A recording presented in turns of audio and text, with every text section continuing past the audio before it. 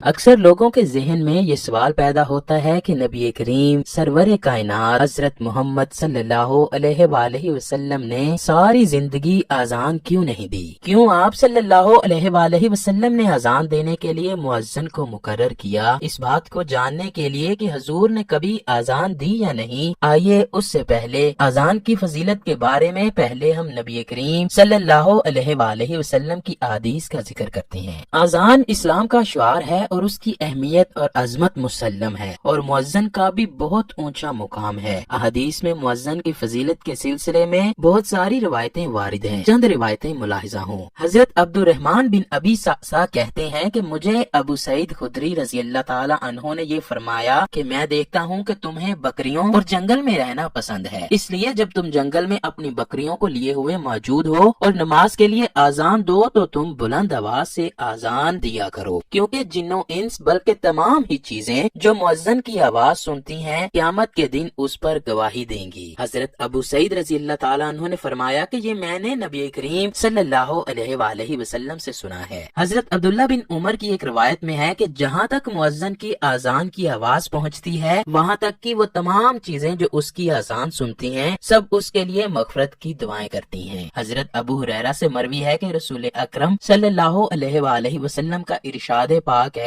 کہ مؤذن کے گناہ جہاں تک اس کی اذان کی آواز جاتی ہے وہاں تک معاف کر دیے جاتے ہیں۔ اس سے مراد ہے کہ جہاں تک اذان کی آواز جاتی ہے مؤذن کے گناہ اتنے وسیع بھی ہو جائیں تب بھی اللہ پاک مؤذن کے گناہوں کو معاف فرما دیتا ہے۔ جب مؤذن اذان دیتا ہے اور جس کو وہ آواز سنائی دیتی ہے وہ سب روز قیامت مؤذن کے گناہوں کا بخشش کا ذریعہ بنیں گے، وہ گواہی دیں گے۔ رسول اللہ صلی اللہ علیہ وآلہ وسلم نے فرمایا قیامت کے دن اللہ پاک مؤذن کی گردن کو تمام مخلوق سے بلند فرما دے گا۔ مطلب یہ ہے کہ اللہ پاک مؤذن کو قیامت کے دن بہت اونچا مقام عطا کرے گا۔ حضرت عبداللہ بن عباس سے روایت ہے کہ رسول کریم صلی اللہ علیہ وآلہ وسلم نے فرمایا جو شخص ثواب کی امید رکھتے ہوئے 7 سال تک اذان دے تو اس کے لیے جہنم سے خلاصی لکھ دی جاتی ہے۔ حضرت براء بن عازب رضی اللہ تعالیٰ عنہ سے مروی ہے کہ نبی اکرم صلی اللہ علیہ وآلہ وسلم نے ارشاد فرمایا کہ اس میں کوئی شک نہیں کہ اللہ پاک پہلی صف پر کھڑے ہوئے نمازیوں کے لیے بے شمار رحمتوں کا نزول فرماتا ہے۔ اللہ پاک مؤذن کے اسی نسبت سے گناہوں کو معاف فرما دیتا ہے۔ مؤذن اپنی بلند آواز سے اذان دے، جتنی دور تک اس کی اذان کی آواز جاتی ہے جو بھی جاندار اور بے جاندار اس کی آواز کو سنتے ہیں وہ مؤذن کی مغفرت کے لیے دعا کرتے ہیں اور اللہ سے اس کے گناہوں کی معافی کے لیے دعا کرتے رہتے ہیں۔ مؤذن کی اذان پر جتنے نمازی نماز ادا کرتے ہیں اللہ پاک ان نمازیوں کے ثواب کے برابر مؤذن کو ثواب ادا کرتا ہے۔ ایک روایت میں ہے کہ مؤذن کی ہر اذان کے بدلے 60 نیکیاں لکھ دی جاتی ہیں، ہر امامت کے بدلے میں 30 نیکیاں لکھی جاتی ہیں۔ حضرت عبداللہ بن عمر سے مروی ہے کہ رسول اکرم صلی اللہ علیہ وآلہ وسلم نے فرمایا 3 لوگ ایسے ہوں گے جن کو قیامت کی سختیاں برداشت نہیں کرنی پڑیں گی، یہ 3 شخص بغیر حساب و کتاب کے جنت میں داخل کر دیے جائیں گے۔ جب اللہ تعالیٰ اپنی مخلوق سے حساب کتاب لے رہا ہوگا تو یہ 3 شخص مشک کے ٹیلوں پر بیٹھ کر آرام کر رہے ہوں گے۔ ان میں سے ایک وہ شخص کا ذکر ہے جس نے اللہ کی رضا حاصل کرنے کے لیے قرآن پاک کی تلاوت کی اور اس طریقے سے امامت کی کہ مقتدی اس سے خوش ہو جائے۔ دوسرا اس شخص کا ذکر آتا ہے جس نے اللہ کی رضا کے لیے لوگوں کو نماز کے لیے بلایا۔ تیسرا وہ شخص جو ہر حال میں اللہ کا شکر ادا کرے، اپنے ماتحتوں سے اچھا سلوک کرے۔ حضرت جابر رضی اللہ تعالیٰ عنہ فرماتے ہیں کہ میں نے رسول اکرم صلی اللہ علیہ وآلہ وسلم کو فرماتے ہوئے سنا جب مؤذن کے اذان دینے کی آواز شیطان کے کانوں میں پڑتی ہے تو شیطان مقام روحا تک دور بھاگ جاتا ہے۔ حضرت سلمان فرماتے ہیں میں نے حضرت جابر سے مقام روحا کے بارے میں دریافت کیا، انہوں نے فرمایا کہ مقام روحا مدینہ سے 36 میل کی دوری پر واقع ہے۔ حضرت ابو ہریرہ رضی اللہ تعالیٰ عنہ نے فرمایا کہ میں نے رسول خدا صلی اللہ علیہ وآلہ وسلم کو فرماتے ہوئے سنا ہے کہ جب مؤذن نمازیوں کو بلانے کے لیے اذان دیتا ہے تو اذان کی آواز کان میں پڑتے ہی شیطان دم دبا کر بھاگ جاتا ہے تاکہ وہ اذان کو نہ سنے۔ جب اذان ختم ہو جاتی ہے تو شیطان واپس اپنے ٹھکانے پہ آ جاتا ہے۔ جب امامت کہی جاتی ہے تو شیطان پھر بھاگ جاتا ہے۔ جب امامت ختم ہو جاتی ہے تو شیطان پھر واپس آ جاتا ہے تاکہ نمازیوں کے دل میں وسوسہ ڈالے۔ نمازیوں کو نماز سے بہکانے کے لیے ہر طرح کی کوشش کرتا ہے۔ شیطان نمازیوں کے دل میں ایسی باتیں ڈال دیتا ہے کہ ان کو یہ یاد نہیں رہتا کہ انہوں نے کتنی رکعتیں ادا کر لی ہیں۔ حضرت ابو ہریرہ رضی اللہ تعالیٰ عنہ سے مروی ہے کہ نبی اکرم صلی اللہ علیہ وآلہ وسلم نے فرمایا کہ اگر لوگوں کو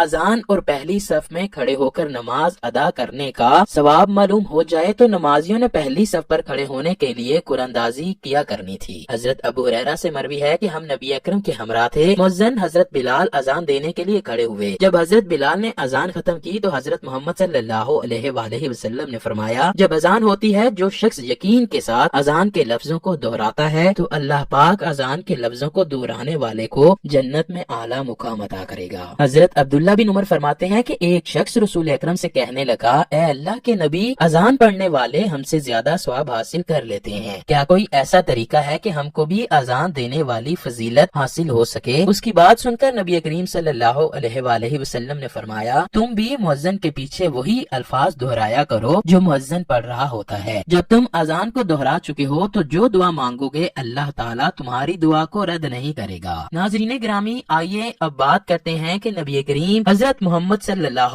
علیہ وآلہ وسلم نے زندگی بھر اذان دی یا نہیں۔ یہ بات یاد رکھیں کہ نبی اکرم صلی اللہ علیہ وآلہ وسلم سے نفس اذان تو قطعی طور پر ثابت ہے، اس بات سے کوئی مسلمان انکار نہیں کر سکتا، اس لیے کہ سنن ابی داؤد اور جامعہ ترمذی میں روایت ہے کہ جب اللہ پاک نے نبی کریم صلی اللہ علیہ وآلہ وسلم کو نواسے سے نوازا تو حضرت محمد صلی اللہ علیہ وآلہ وسلم نے اپنے پیارے نواسے حضرت حسن کے کانوں میں اذان دی۔ لیکن کیا نبی کریم نے کبھی نماز کے لیے اذان دی؟ علامہ ابن حجر اسقلانی، علامہ زرقائی، امام درقطنی اور اسی طرح علامہ سہیل کا فرمانا ہے کہ نبی کریم صلی اللہ علیہ وآلہ وسلم نے نماز کے لیے کبھی اذان نہیں دی۔ ان کا کہنا ہے کہ نبی اکرم کا ساری زندگی اذان نہ دینے کا مسئلہ نبی کریم کے خصائص میں ہے۔ خلاصہ یہ ہے کہ نومولود بچے کے کان میں اذان دینا رسول اکرم سے قطعی طور پر ثابت ہے، لیکن نماز کے لیے رسول اللہ کا اذان دینا ثابت نہیں۔ ائمہ کرام نے حضرت محمد صلی اللہ علیہ وآلہ وسلم کی اذان نہ دینے کی وجہ یہ لکھی ہے کہ اگر حضور اکرم کبھی نماز کے لیے اذان دیتے تو پھر آپ کے خلفاء اور بعد میں آنے والے تمام اماموں کو بھی خود نماز کے لیے اذان دینا پڑتی، چونکہ آپ صلی اللہ علیہ وآلہ وسلم کو منصب رسالت اور احکام شریعہ مثلا کفار سے قتال، لوگوں کے فیصلے کرنا وغیرہ اس سے بڑی ذمہ داری انجام دینا تھی جو اذان سے زیادہ اہم اور ضروری تھی۔ اگر نبی اکرم صلی اللہ علیہ وآلہ وسلم اذان دیتے اور اس پر مواطبت فرماتے جس کی بنا پر دوسرے اہم امور میں خلل پیدا ہونے کا اندیشہ تھا، اس لیے نبی اکرم نے خود اذان نہیں دی۔ اللہ سے دعا ہے کہ اللہ ہمیں نیکی کی ہدایت